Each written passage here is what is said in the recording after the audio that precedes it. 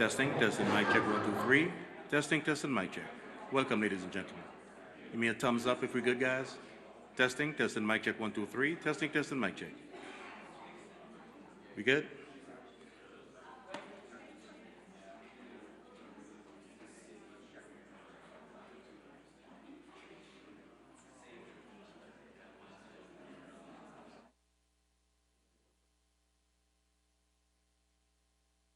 Kinsey, they turned it off again. Yeah, they turned it off again. That's what they do. That's what they do. They have to go on. I think that's the policy. I don't want a mic check. I just want it on. Okay.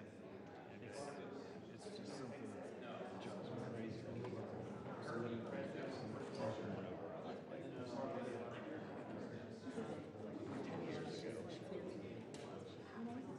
There. Yeah, it's just policy. It's not their, I don't think it's just their independent thing. I think it's, they've been told. Probably not, from their point of view, probably not a bad policy. It sucks for us. Makes us nervous.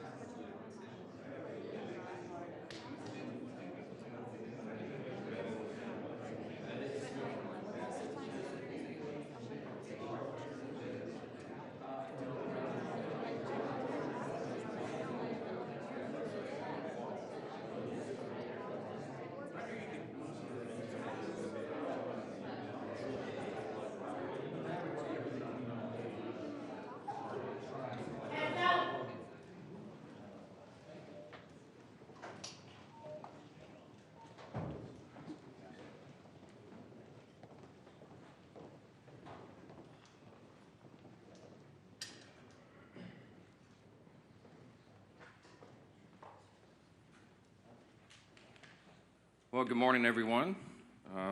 Here we are again in another day of Democrat shutdown. So I wanted to come out and just share with you some thoughts, answer some questions, tell you, I guess, reiterate the simple truths of how we got here. Those truths have been obscured just a bit because the Democrats are in a relentless effort to spin the facts, but it's always good when the facts and the evidence are on your side. And I don't want you to listen to the arguments of politicians. If you're watching at home, I want you to look at the real facts. And I'm going to try to here in a very abbreviated summary manner to present those to you. And the facts are very clear. Okay, so the first fact is by way of reminder, how did we get here? Why is Washington tied into a knot right now? Well, I became Speaker almost 2 years ago, and I was frustrated, as most rank-and-file members of Congress are, frustrated about how Congress really doesn't work that well for the American people. That's why people are frustrated about it. We don't spend money responsibly here. We haven't for many years. And the reason for that is because typically, for the annual funding of the government, it's done in a back room. Literally, there's a deal made by the top 4 leaders in Congress, and that's hoisted upon the members, usually at the end of the year, right before a holiday, in an omnibus spending bill. Sometimes the bills are thousands of pages long, and it's always said that few members have fully read it or understood it. That's largely true because they weren't involved in the process. So when I became Speaker, I've been doggedly determined to make this House and the Senate work again, to do right by the American people, to get the process, to rebuild the muscle memory, to get back to the way it is supposed to work. And what does that mean? It means that Congress is supposed to carefully deliberate over 12 separate appropriations bills every year. Why? Because we divide the spending of the taxpayers' funds into 12 categories so that everybody can go through that. And all the elected members, the duly elected representatives of the people, can come here and have a debate and a discussion. We do that through the Appropriations Committee, they're the specialists on it, the members of the House and Senate who work on it around the clock, 365, every day of the year. And then they put together a product. It goes to the full body in the House and then the full body in the Senate, and they work on that together, and they come up with the most efficient and effective way that they can build consensus around to spend the taxpayers' funds. Well, we started that process back this year, and I'm so proud to tell you that we're rebuilding the muscle memory. It's like pushing a boulder uphill, but we've got it done. And we worked 12 separate appropriations bills through the House Appropriations Committee. I mean, they worked hard in a bipartisan fashion, Republicans and Democrats. They worked on it steadily. We got 3 of those bills on the floor. We debated them on the floor. We passed them on the House floor. And we sent that over to the Senate. Meanwhile, the Senate passed 3 of their own bills off the floor. That hasn't happened around here in many years. And all of that process that I just described takes a lot of time and a lot of work and energy and effort. And our appropriators, while they were working in good faith, they ran out of time. Why? Because the end of the fiscal year is September 30th, not December 31. And so the clock was just running out. So what we did, because Republicans are in charge of both houses right now, is the responsible thing. Leader Thune in the Senate and I in the House, we sat down with our appropriators and we said, let's come up with a simple stopgap measure to keep the lights on and keep the government open so that appropriators can finish this very healthy process for the people they represent. And so we put together a very simple, clean, continuing resolution. Why do we say it's clean? Because there's nothing to it. It's 24 pages. It's the bare minimum. It just says, keep the status quo, which, by the way, for all my Democrat friends, is the Biden-era policies and spending that we haven't been able to fix yet.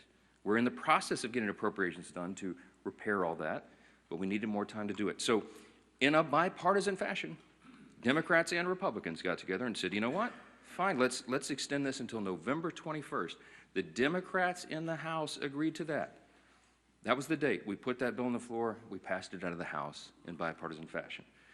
And we sent it over to the Senate. Well, now we expected, I thought, that Chuck Schumer would do what he's always done. The man has served in Congress 3/4 of my life, I think.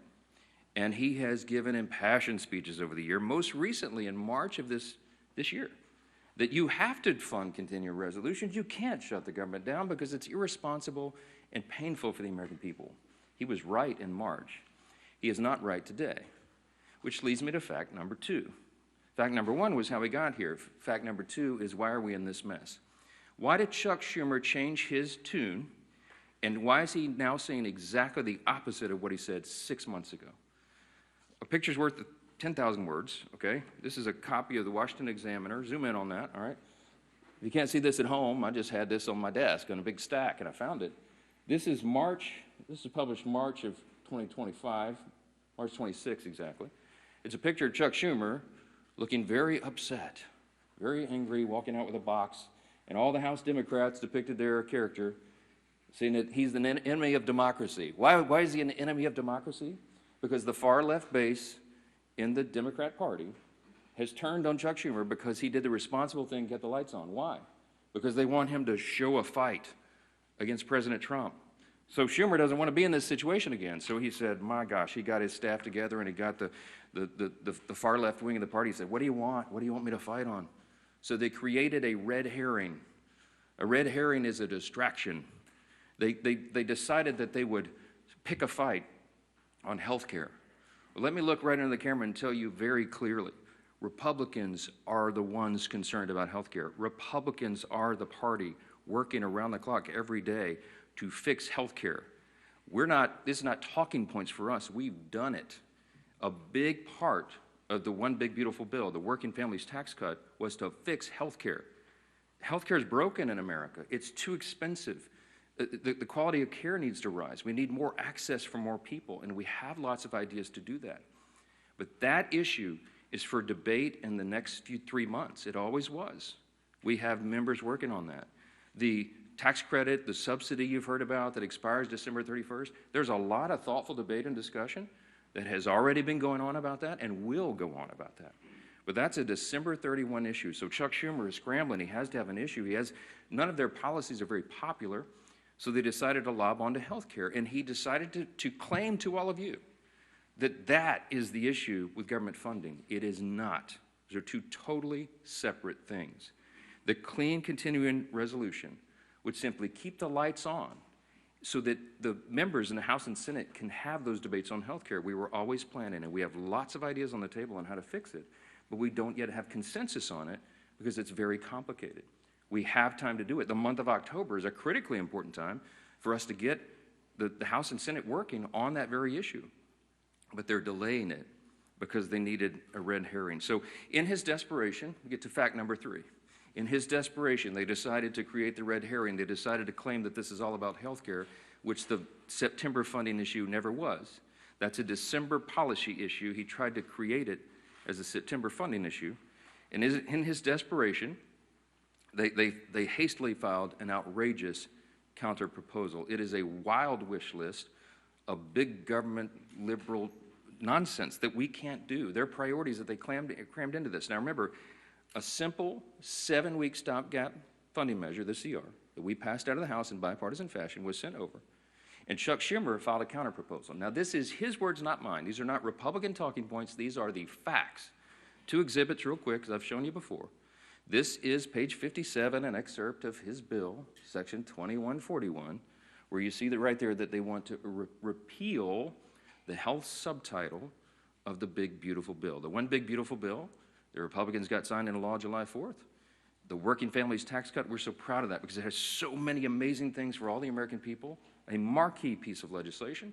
But among the most important were the reforms that we did to health care. Why? Because Medicaid, for example, is broken. Medicaid doesn't work well. It's underfunded, and it was full of fraud, waste, and abuse. And we took our opportunity to fix that, and we did. So what did we do? We went into Medicaid, and we said, we got to stop the waste and abuse. We got to make sure that illegal aliens are not on Medicaid. Medicaid is intended for U.S. citizens only, not illegals who break our law and come over the border. And we've got to make sure that young, able-bodied men who do not have dependents are working and not riding the wagon. Work is good for individuals. It's good for the communities they live in. It's good for their own well-being and for the people around them. And so we said, don't sit on your couch and play video games. By the way, also not a talking point. There was an AEI study, I think one of the organizations that polled this, and most of these young men who are not working are sitting around literally playing video games. Get back to work. So we put that in the law. And the big thing was making sure that an estimated 1.4 million illegal aliens are no longer riding that wagon either. Why? Because Medicaid had to be strengthened Medicaid is intended for the elderly, the disabled, and young pregnant women, as I use an example, who are in difficult situations. They need the resources desperately, but the resources are being drained by people who were never intended to be there. And so Republicans got busy and fixed it. We put it in the big, beautiful bill. So, back to fact number 3, I guess I'm still on. Chuck Schumer files a counterproposal and says, we want to reverse all that. Well, among the effects, among the things that he would reverse, is putting illegal aliens back on the program. Don't take my word for it. Look at the evidence.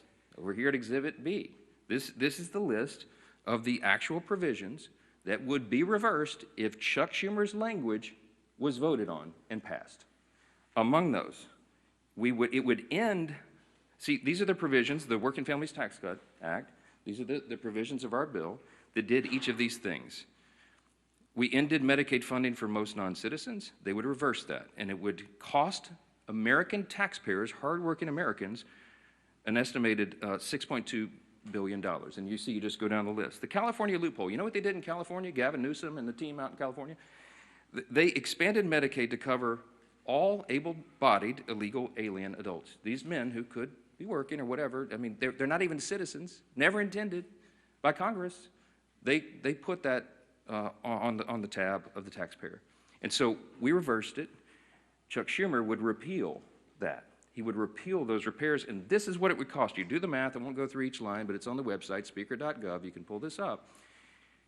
It amounts to $192 billion, $192.8 billion. So almost $200 billion that Chuck Schumer wants to put back in. Also, by the way, while he's repealing our health subtitle, he would also repeal the $50 billion that Republicans put into the bill to support our rural hospitals around the country.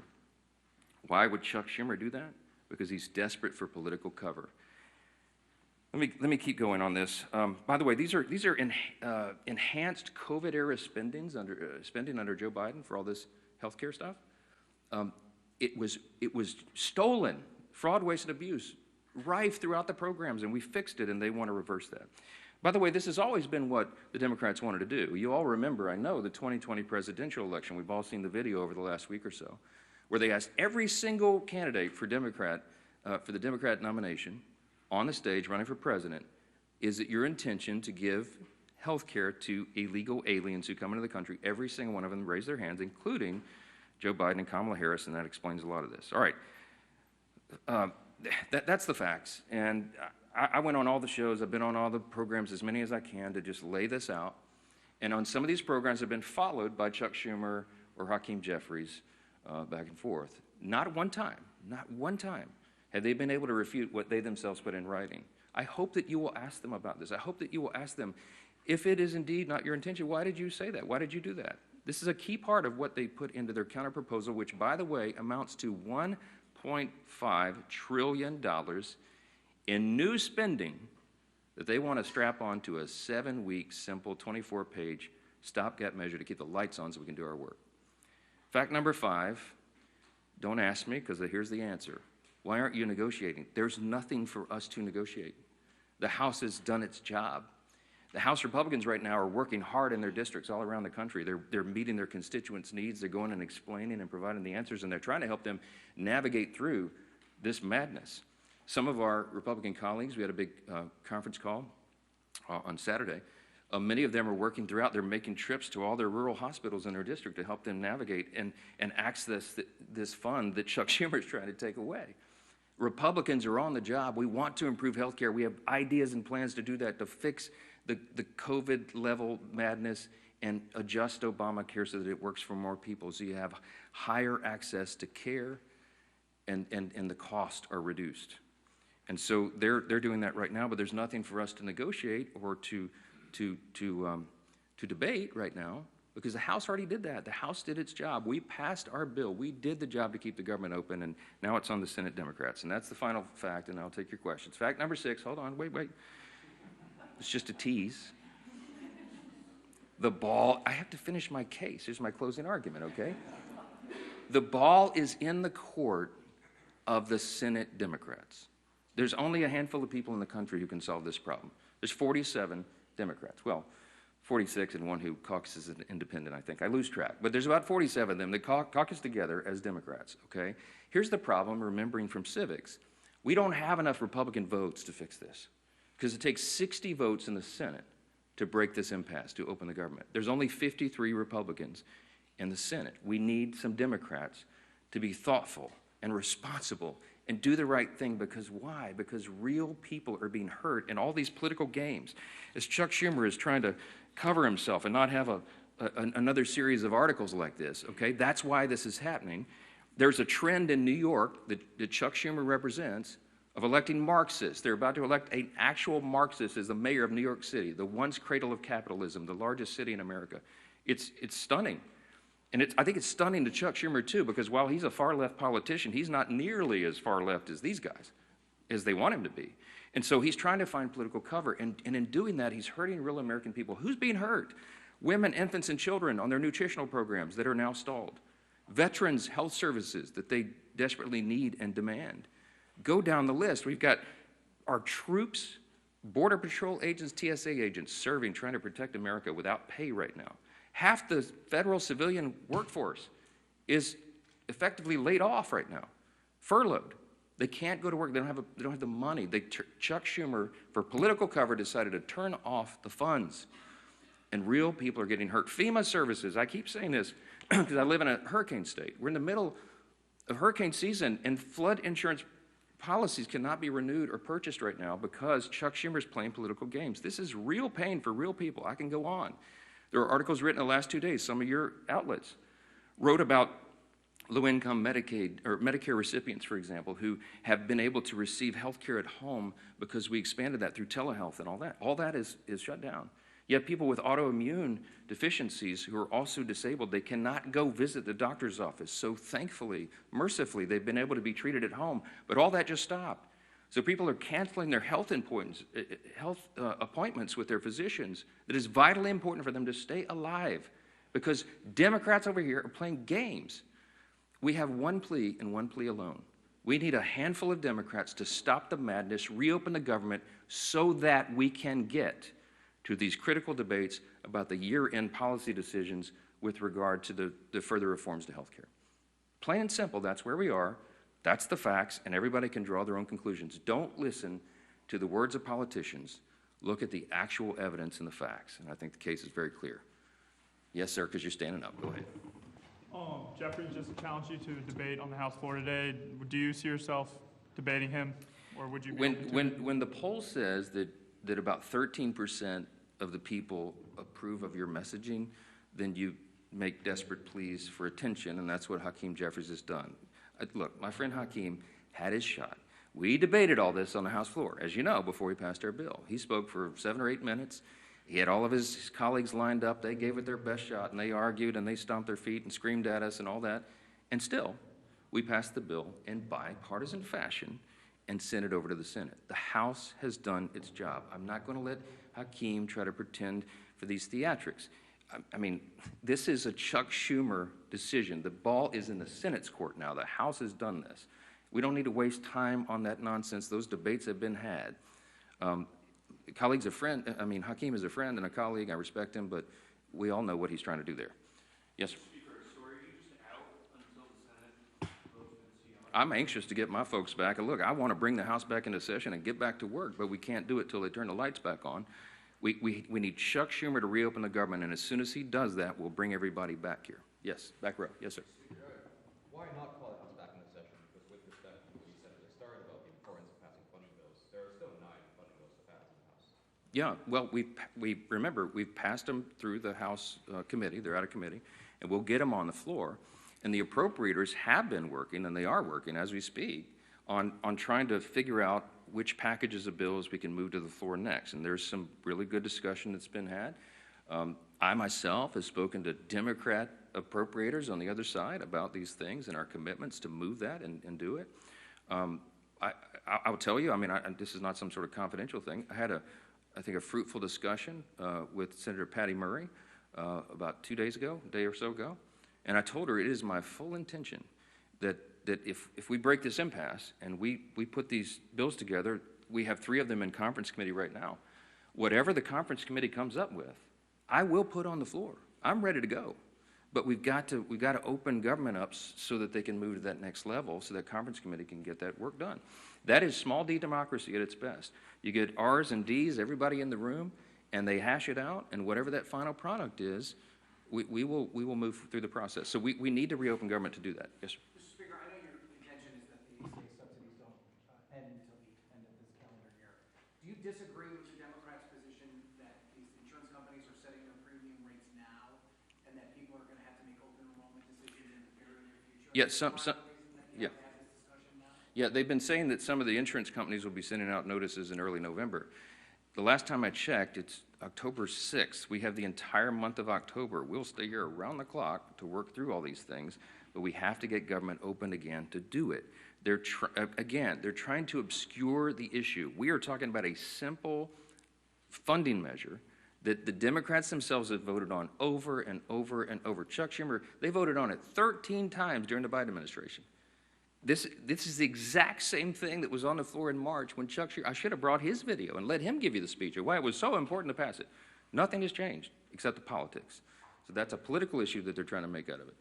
Yes, ma'am. Johnson, thank you. You mentioned that there is no negotiation to be had, but you also acknowledge that funding the government has to be bipartisan. So is the only way out of this for Democrats to completely drop their demands? Is there anything that Republicans are willing to give? And have there been any conversations? It doesn't even seem like the two sides are talking. I'm so glad you asked the question. Why aren't you dropping all of your demands so that it makes it more palatable for Democrats to join you? I didn't put any on the CR. Leader Thune and I have tried to explain this a few times. There's nothing for us to negotiate. I cannot go to the CR and go, you know what, Democrats, you're right. Let me take out these 3 Republican priorities. I didn't add a single Republican policy or priority or preference to the CR. It is 100% totally clean. It is an exact status quo replica of what we're doing right now, which again is Biden-era policies and spending levels, to our great chagrin, but in good faith. I presented that because I didn't want to play games. We are responsible. We're not going to shut the government down for people who desperately need these services and all these things that I've said are stalled.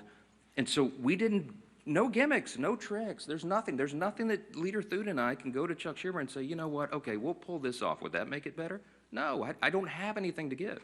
I didn't put any of our priorities on the spending measure because, again, all we're trying to do in good faith is get 7 more weeks to finish that appropriations process that we've been all so excited about. Jake. Who will own, if you're not able to extend these subsidies, which is a possibility, it seems, who will own the political impact from that if health insurance does go up 200%? That's putting the cart like a mile in front of the horse. Look, I believe that the subsidy issue, that's the December 31 issue, is a complicated one. It hasn't worked well. It's filled with abuse. We have a lot of ideas on how to improve upon it if indeed it goes forward. And I mentioned yesterday, there's 535 members when you count House and Senate, and there's probably 400 different ideas on how to fix that. But we need the next couple of weeks to have those vigorous, deliberate debates, which is how the process is supposed to work. So I'm not going to forecast how that comes out, and neither could any of you, because those debates haven't been held yet. And that's kind of the irony, because Chuck Schumer is saying something that he knows isn't true. He's saying, oh, you guys snap your fingers. You and Leader Thune go in the back room and tell us how that's going to be resolved today so we can reopen the government. That's impossible for me to do. I have to have the input of all of our members so that they can figure that out. So that's part of the process. Last one. Yeah. Speaker, can you just talk a little bit about your reference to conversation you had with Senator Murray? Have you been personally lobbying any Senate Democrats to switch their votes in support of the CR? No, they haven't exactly been ringing my phone off the hook, okay? I'm open, always have been for dialogue with anybody about that, but I think she wanted an assurance from me that what I'm saying is true and that we have every intention of moving the appropriations bills, and I said, yes, ma'am, of course it is. I say the same things privately that I say publicly. We are consistent, and that's why it's easy for me to stand up here and share the facts. When the simple truth is on your side, you have nothing to hide from. I'm just presenting this to the American people. This is the fourth time we've done that. I hate to drag you all out and go through all the details, but I've got to put on the case over and over because repetition apparently is the key to this. People are starting to recognize this is not a Republican shutdown. It is a Schumer Democrat shutdown. Again, why? Because they needed political cover. It's shameless. It is sad. Real people are hurting, and it needs to end. They'll have another opportunity this evening, and I sure pray, and I hope you all will, that a handful of additional common sense people on the Democrat side will change their votes, reopen the government, so we can get back to all these issues as we desperately want to do. Thank you all so much for being here.